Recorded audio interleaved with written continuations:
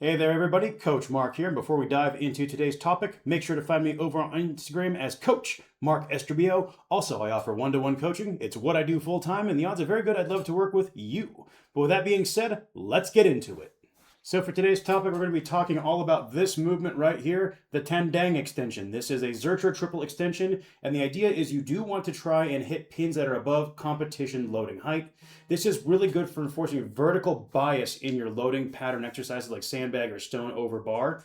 I like this a lot because it sort of sits in between a clean, which is a great exercise, but technique becomes a huge bottleneck, as well as high pulls, because high pulls are also great. However, they're really prone to form breakdown and they become less consistent when people try to chase load.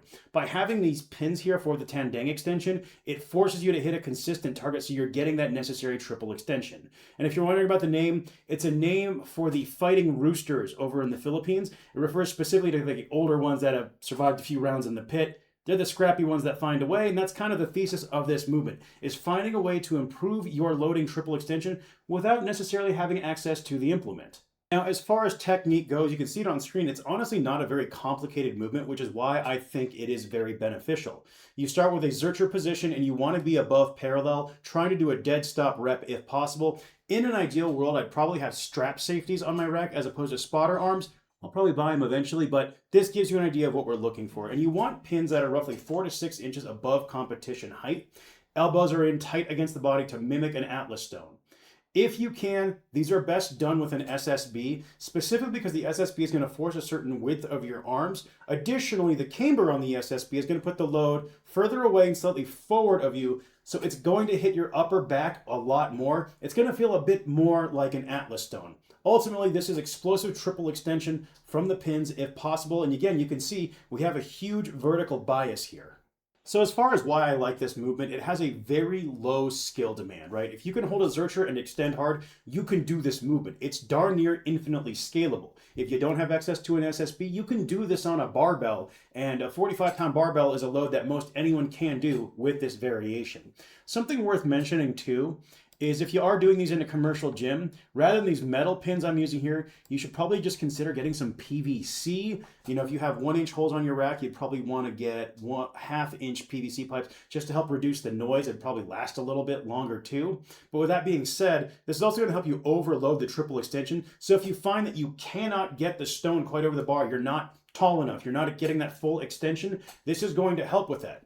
Obviously, training the stone is the best way to get better at the stone, but you can't selectively overload one phase of the stone unless you have some secondary movements like the Tandang extension. Additionally, the position it puts you in at the start is more like a stone. If you look at these guys here in the demo, they're not below parallel. The explosive phase of an Atlas stone movement does not start in the hole. So that's why I like this movement a lot. When I posted these up a while back on Instagram, I had someone ask me why not just do Zercher squats or front squats.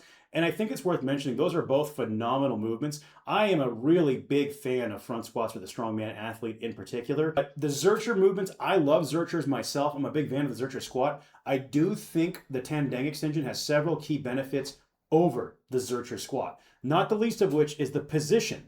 Because if you look here, at the Zercher squat, it puts you well below parallel, but as we've established, the power phase in a stone load occurs above parallel. We want to build force generation where it needs to have power be produced. A good way of thinking about it is sort of like Olympic weightlifting. Obviously, front squats and back squats, they improve the jerk's dip and drive mechanics, but lifters will still train heavy jerk supports and jerk drives with load that is above what they're doing in competition. So for example, you got Liu Xiaojun here. This is 400 kilos, roughly 880 pounds. This is more than he's ever going to put over his head. So we are getting some specificity with the training there and overloading that position, which is what the Tandang extension allows us to do. It overloads the triple extension. The front and Zercher squat are going to build really good general leg and upper back strength. This one is good for building positional strength. And that position is the terminal triple extension you need to get the stone or bag over the bar or onto the platform.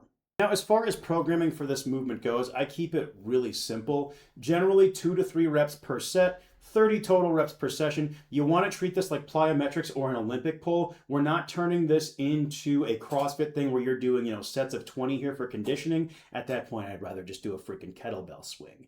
And as far as slotting it into your workout goes, I think there's a few different ways you can do it. So for example, let's say you're training 3 times a week full body. Day 1, you might do Tandang extensions, push press, and then your accessory work. Day 2, deadlift, floor press, carrying event, some low back, quads, and vertical pull. And then day 3 might be your strongman press day, your squat variation, and then loading. So you're getting exposed to the loading pattern twice a week with this template. You've got your event work spread all throughout. Again, nice, simple split. Now, conversely, I think if you're doing 4 times a week, 2 lower, 2 upper, there's another way that you can go about doing this. You could slot it in as a max effort movement if you really wanted to, but I think one really great use of it is to use it either before heavy deadlifts on your lower max effort day to act as a central nervous system primer, or you can use before speed/volume squats for the same exact purpose. It's going to get your CNS firing hard. It's going to help you kind of get into the workout. It fits in really naturally, especially if you are in a situation where maybe you only have implement access 1 day a week. You can do this on your non-strongman gym day and still help build relevant physical attributes to be successful in the sport. That's really what it comes down to with your accessory movements as a strongman athlete, is you use them to build sections or attributes to be more successful on your key events. And hey, if Andrew Clayton, who has won OSG multiple times, says it's a good movement, it's probably a good movement. So consider running this one during your next block where you're really trying to improve your triple extension.